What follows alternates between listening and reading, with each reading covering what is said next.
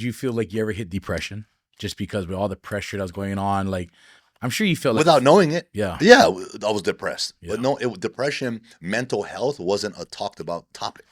You're exactly right, because I feel like mental health became a topic within the last few years. Really, when we grew up, it was just like, bro, deal with it, figure it out, get through it. However you get through it. But like you said, your mental aspect was shaken, right, because of the words I would say. But that's what I want to touch up on coaches out there. And I'm guilty at this at times, especially because we're competitors. We always want to push the bar, the standard. But I do believe as youth coaches, we do set the future for kids, because kids can either love or hate the game.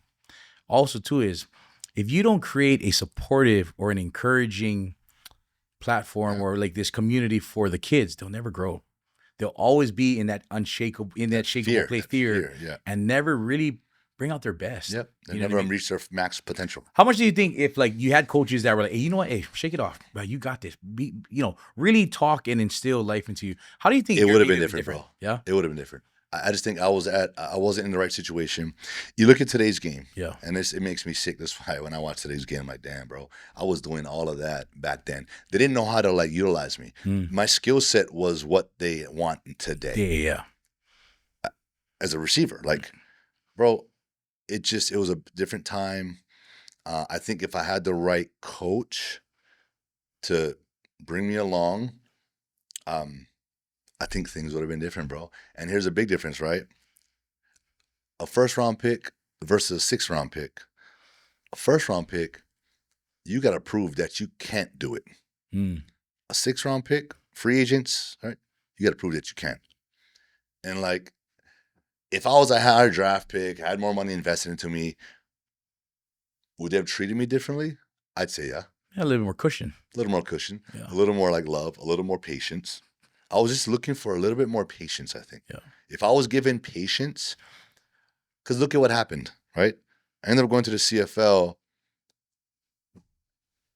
and doing what everyone expected me to do.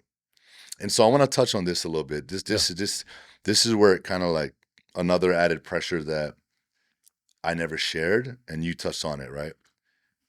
I felt like I let Hawaii down. Yeah. I started to think about what the Hawaii fans were thinking, were saying, were wondering. Right? They're probably saying, oh, bro, he's shady now. Oh, wow, how come you doing that? Like, I started to think like that. And I really had this almost like shelled off, like embarrassment, bro. Yeah. And that also killed me, bro. Like, it really did. Like, almost like I didn't want to show my face in public here at all. Like, I was ashamed that I wasn't able to be the guy fulfill and live out that player that everyone watched and was expecting to be. That hurt me a little bit.